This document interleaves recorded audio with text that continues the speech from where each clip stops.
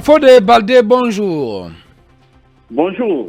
Vous êtes le responsable de la communication digitale de l'UFR. Comment vous réagissez à la sortie du ministre de la Justice, Charles White, qui dénonce la présence de votre camarade Essakouya Bari à la rencontre de Bissau? Rapidement. Est-ce que c'est une réaction au ministre Charles White? Je ne pense pas, mais je pense plutôt que c'est l'interprétation que les gens veulent donner, disons, à la présence du ministre Bissau, qui nous interpelle tous. Le fait de faire croire à l'opinion que sa présence à Bissau pourrait avoir de l'impact sur, disons, les autres prisonniers et que désormais on pourrait ne pas les permettre d'aller se faire soigner. Je pense que l'un de vos chroniqueurs, le juriste à la matière, a dit effectivement, ce n'est pas une faveur qu'on accorde à un prisonnier malade d'aller se faire soigner. C'est un droit qu'on respecte.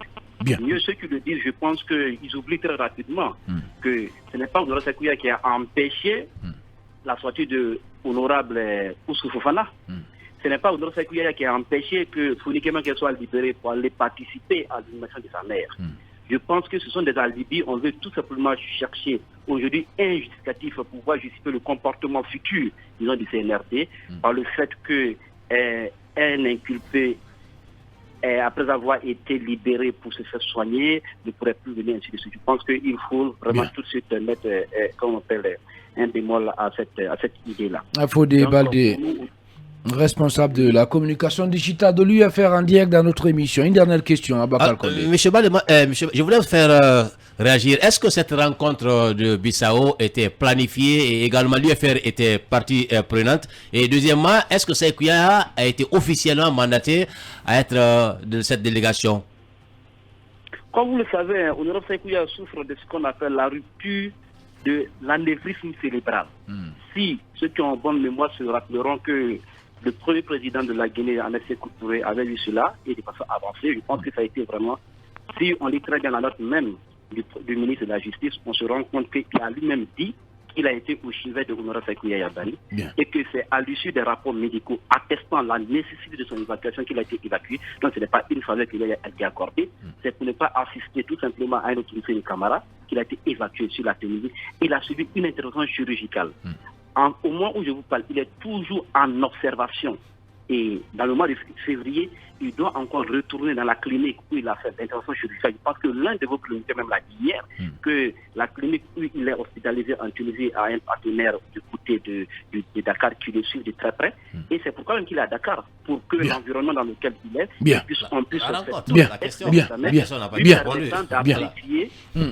lui permettant d'apprécier en février vraiment l'état de l'intervention chirurgicale. Et je rappelle qu'en février encore, il doit suivre ce qu'on appelle le griffage. Il doit suivre ce qu'on appelle le griffage crânien.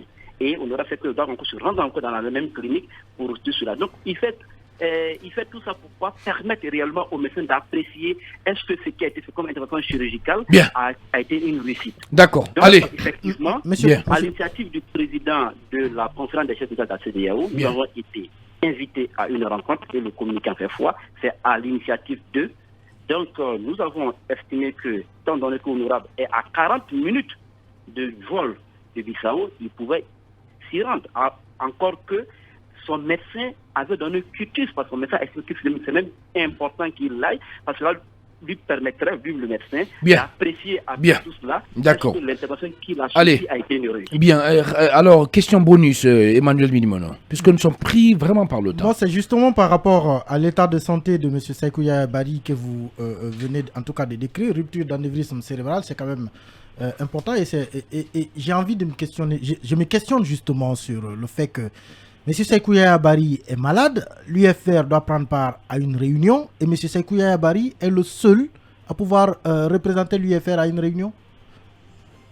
Je vous l'ai dit tantôt que la réunion se tenait à 40 minutes de vol de Dakar.